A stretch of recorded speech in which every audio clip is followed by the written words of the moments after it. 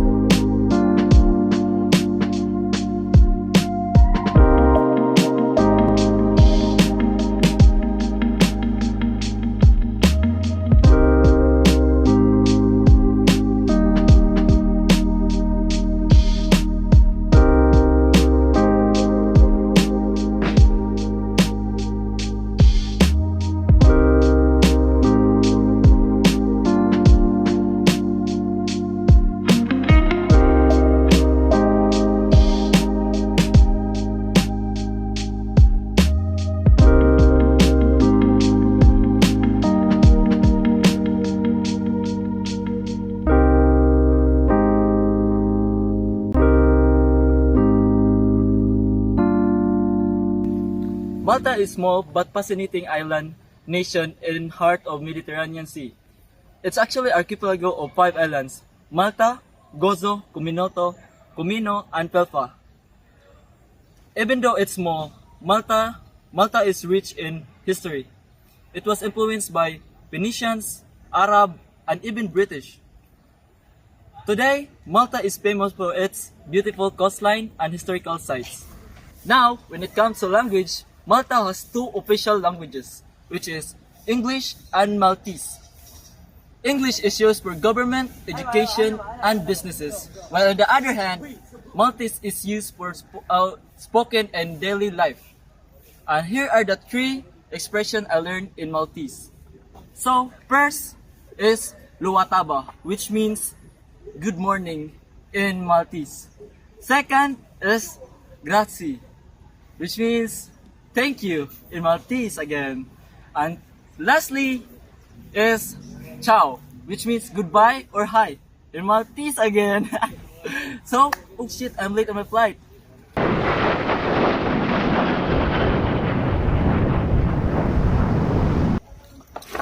Hello guys, I'm here in Malta. Now we know a little bit about this place. We are going to find a random person to ask a few questions. Oh look, there's a Maltese person. Let's ask him. Hello, senor. Oh, bonjour. Can I ask a few questions? Oh, are you filming? Yeah. All right. What do you want to learn? Can I ask more about your language? Yes, with pleasure. So, what I remember is our country was actually influenced by multiple countries with their own languages such as Italian, Arabic, Sicilian, Latin, and English. As you can see, I could speak a bit of English. Yeah. So, with those languages that I've spoken or I've mentioned, with those influences, we took some of their words and made it our own words. We just changed it a bit. Like for example, our language, our form of greeting in Malta is bonjour, and in Italy, their form of greeting of their good morning is buongiorno. So we took some of inspiration from that and made it our own language. What do you want to learn more? Wow, that's interesting, senor. So, how many languages does Maltese people know? Oh, our country is I think we were pronounced a multilingual country, yeah. So because we can speak many different languages, including Maltese, English. Yeah, most of us knows Italian and some knows Arabic a bit because many people came from other country and just live here from our old ancestors. Well, that's all I can teach you for now. Oh, thank you so much, senor. Yeah, sure. Bye. Adieu.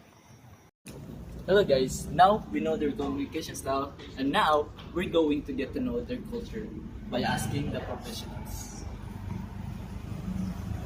Oh, hello sir. Can I ask about the culture of Malta? Oh, sure. Malta offers a rich blend of cultural heritage and vibrant activities, making it an attractive destination for both visitors and investors. With its stunning landscapes and deep-rooted tradition, the country delivers unique Mediterranean experiences. I'm in a hurry, so you wanna walk with me? Yeah, sure. First, Malta's strong Catholic roots are evident in its numerous religious festivals and village feasts, known as festas. These vibrant events feature fireworks, band marches, and religious processions, drawing both locals and tourists. For investors in tourism and hospitality, festas present opportunities and to tap into cultural tourism and local event markets. Second, Malta's cultural activity is also reflected in its folk music, dance, and crafts, like placemaking and village jewelry, are vital expression for Maltese heritage and experience-based travel services. Lastly, from scenic walking and hiking trails to eco-conscious travel initiatives, Malta supports a growing interest in sustainable tourism with breathtaking coastal views and historical landmarks. The island is ideal for wellness, nature-based tourism, and green investment opportunities.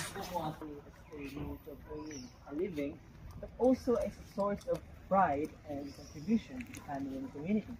Well, success is valued, but it is more usually tied on maintaining balance in family and traditions. Maltese people places importance on stability and long-term security rather than fast career advancement. Well, the concept of time here in Malta is that people generally have a relaxed approach than punctual workers, yeah? Okay, so while business settings may follow schedule closely, so in social life, there's often flexibility. Yes, I agree, because this reflects a Mediterranean lifestyle where personal relationships and interactions are more valued. Okay, so Malta tends to lean toward a higher power distance. Respect for authorities, elders, and traditional roles is noticeable in Maltese society. Hierarchical structures are common in organizations and decision making, often remains with leaders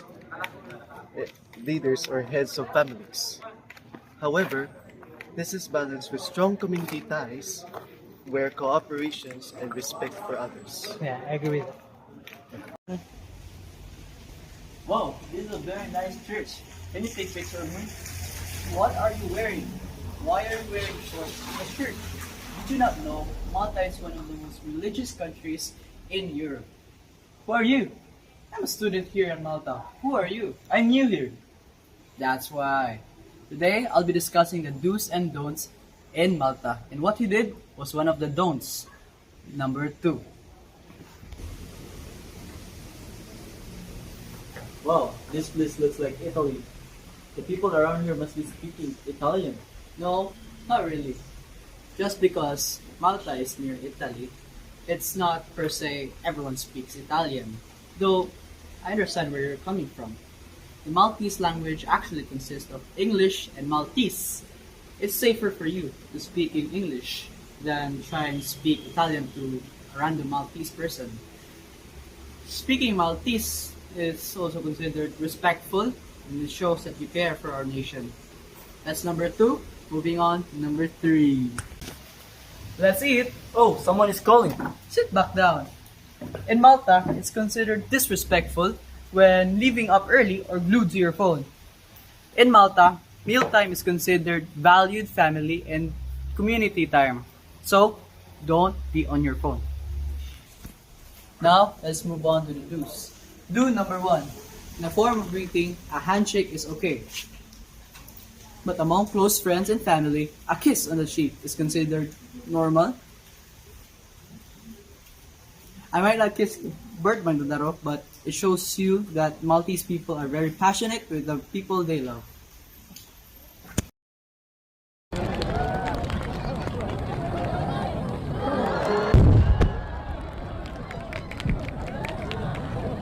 You like the fireworks? Yeah. I hope you do, because do number 2, enjoy the fireworks.